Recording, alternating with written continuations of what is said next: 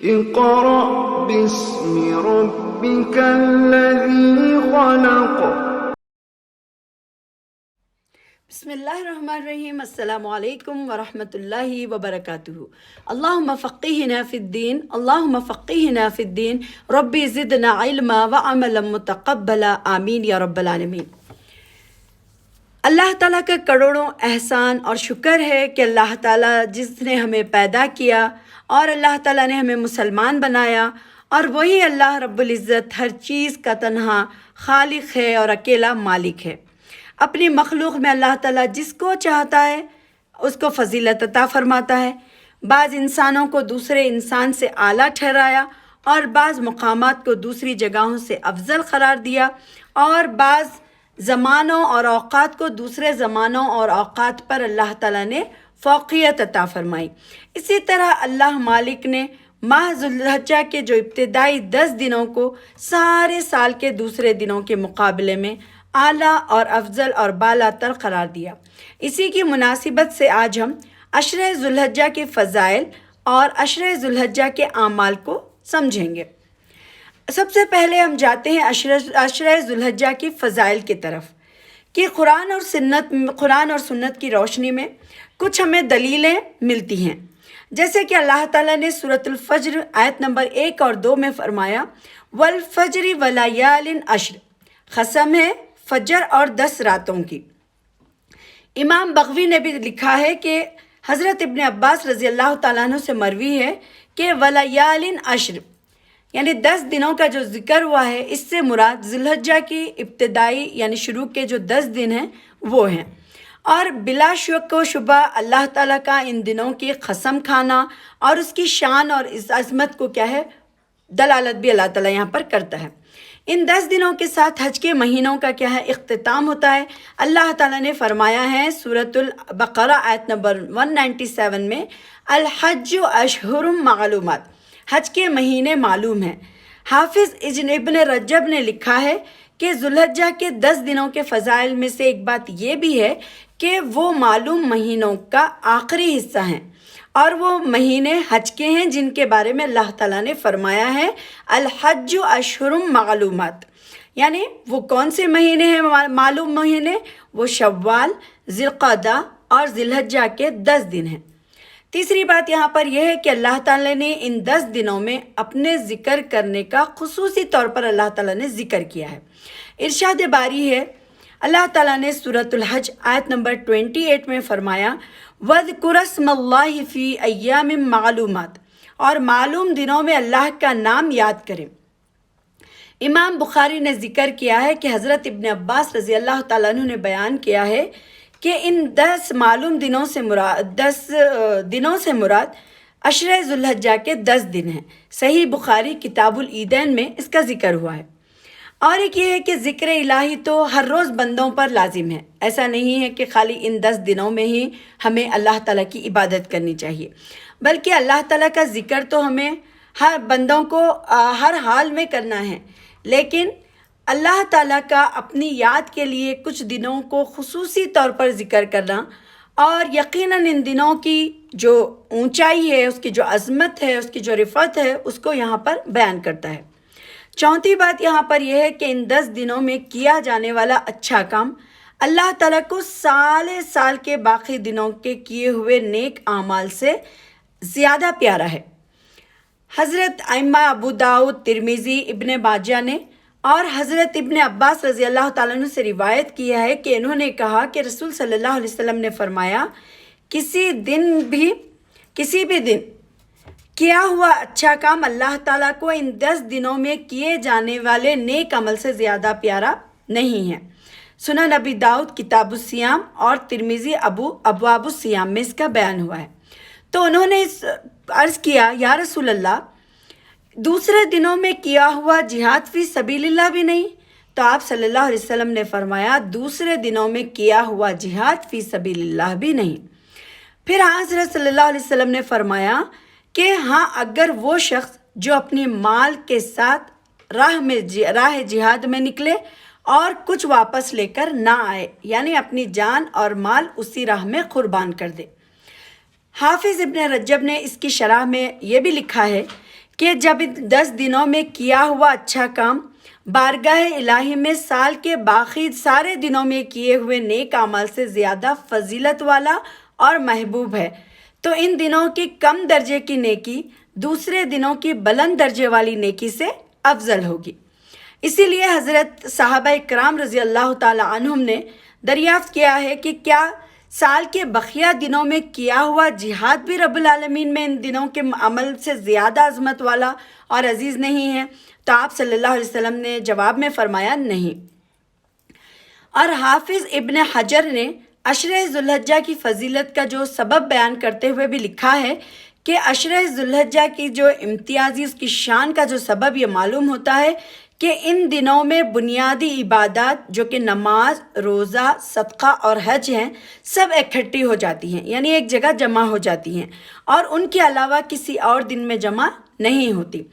اور پانچواں یہاں پر یہ دلیل ہے کہ عشرہ ذوالحجہ کے فضائل میں سے ایک بات یہ ہے کہ ان میں سے 9واں دن یعنی یوم عرفہ کا دن، اور یہ وہی دن ہے جس میں اللہ تعالیٰ نے دین اسلام کو مکمل کر دیا تھا اور اہل اسلام پر نعمت کو اللہ تعالیٰ نے پوری کر دیا تھا۔ امام بخاری نے حضرت عمر بن خطاب رضی اللہ تعالیٰ عنہ سے روایت نقل کی ہے کہ ایک یہودی شخص نے ان سے کہا، یا امیر المومنین، تمہاری کتاب میں ایک آیت ہے جس کو تم پڑھتے ہو، اگر ہم یہودیوں پر وہ نازل ہوتی تو ہم اس کو یوم نزول کو عید کا دن منا لیتے۔ تو انہوں نے دریافت کیا کون سی آیت؟ تو اس نے کہا کہ آج کے دن میں نے تمہارے لیے، یعنی یہاں پر جو آیت ہے یہ سورۃ المائدہ کی آیت نمبر 3، الیوم اکملت لکم دینکم واتممت علیکم نعمتی ورضیت لکم الاسلام دینا، کہ آج کے دن میں نے تمہارے لیے تمہارے دین کو کامل کر دیا، مکمل کر دیا، اور اپنی نعمت کو تم پر پوری کر دی اور تمہارے لیے اسلام کو بطور دین پسند کیا ہے۔ تو حضرت عمر رضی اللہ تعالیٰ عنہ نے فرمایا ہے کہ جس شخص، جس دن اور جس جگہ نبی کریم صلی اللہ علیہ وسلم پر وہ آیت نازل ہوئی ہم اس سے آگاہ ہیں۔ جمعہ کا دن تھا اور آپ صلی اللہ علیہ وسلم عرفات میں کھڑے تھے، اور یہ کیا ہے، عظیم دن ہے کہ اس میں اللہ تعالیٰ سال کے سارے دنوں میں ہر دن کے مقابلے میں زیادہ سے زیادہ تعداد میں لوگوں کو جہنم سے اللہ تعالیٰ آزاد کر دیتے ہیں، یعنی ان کی مغفرت فرما دیتے ہیں۔ امام مسلم نے حضرت عائشہ رضی اللہ تعالیٰ عنہ سے روایت نقل کی ہے کہ انہوں نے بیان کیا کہ یقیناً رسول صلی اللہ علیہ وسلم نے ارشاد فرمایا، کوئی دن ایسا نہیں کہ اس میں اللہ تعالیٰ عرفات کے دن سے زیادہ لوگوں کو جہنم کی آگ سے آزاد کرتے ہوں۔ پھر چھٹی جو دلیل ہمیں ملتی ہے وہ یہ ہے کہ عشرہ ذوالحجہ کے فضائل میں سے ایک بات یہ بھی ہے کہ اس کا آخری اور 10واں دن جو ہے یوم النحر، قربانی کا دن، جس کے بارے میں رسول صلی اللہ علیہ وسلم نے فرمایا ہے کہ اللہ تعالیٰ سب سے زیادہ فضیلت والے دن یعنی یوم النحر اور یوم القر ہیں، یعنی اللہ تعالیٰ کی بارگاہ میں جو سب سے فضیلت والے دن یوم النحر یعنی 10 ذوالحجہ اور یوم القر یعنی 11 ذوالحجہ ہیں۔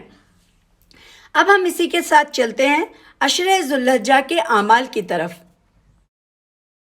عشرہ ذوالحجہ اہل ایمان کے لیے کیا ہے، اجر اور ثواب کو حاصل کرنے کا عظیم الشان اور سنہری موقع ہے جو اللہ تعالیٰ نے اپنے بندوں کو دیا ہے۔ ان دنوں کی معمولی درجے کی نیکی بھی کیا ہے، دوسرے دنوں کے اعلیٰ درجے کی نیکیوں سے افضل ہے، جیسا کہ اب ہم اس کو جانتے ہیں۔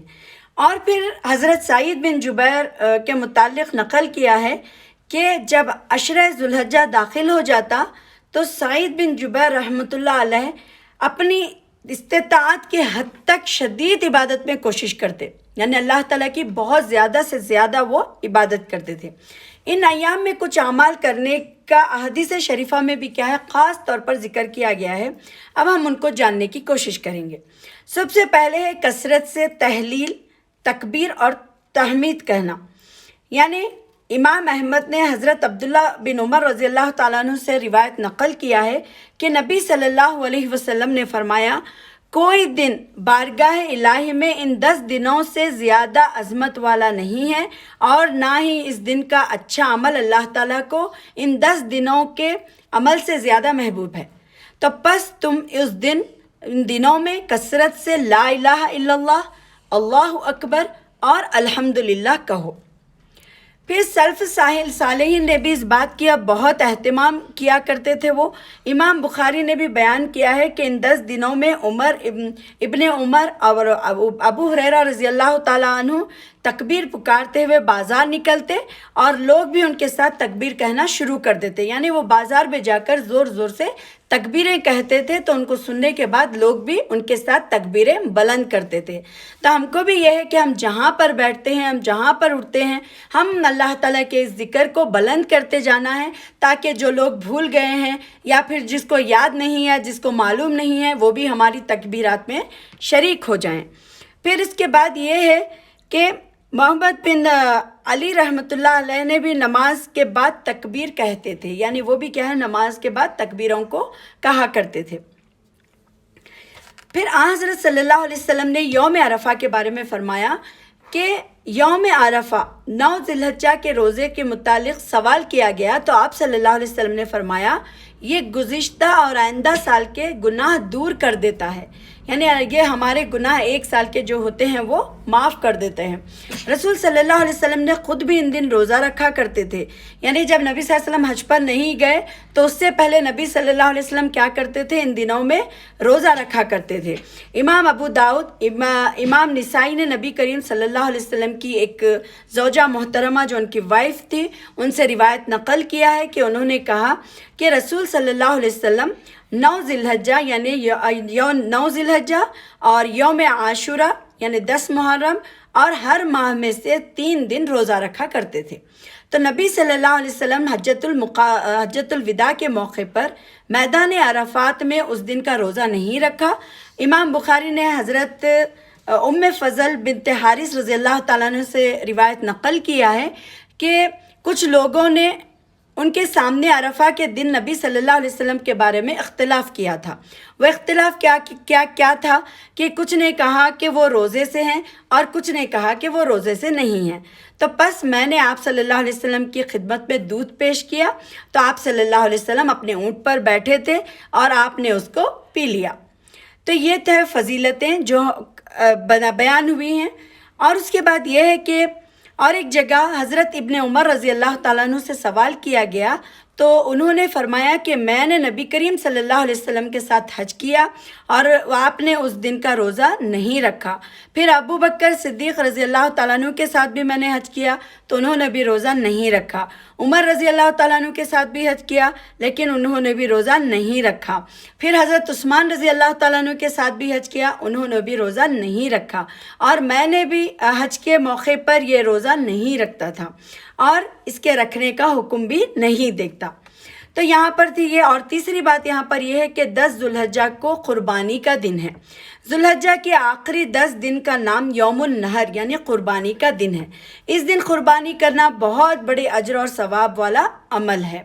تو میں اللہ تعالیٰ سے دعا کرتی ہوں کہ اللہ تعالیٰ ہم سب کو ان دنوں میں زیادہ سے زیادہ اعمال کرنے والے، اللہ کی خشوع اور خضوع کے لیے ہمیں جینے والے اور زیادہ سے زیادہ ان دنوں کا فائدہ اٹھانے والے بنائیں۔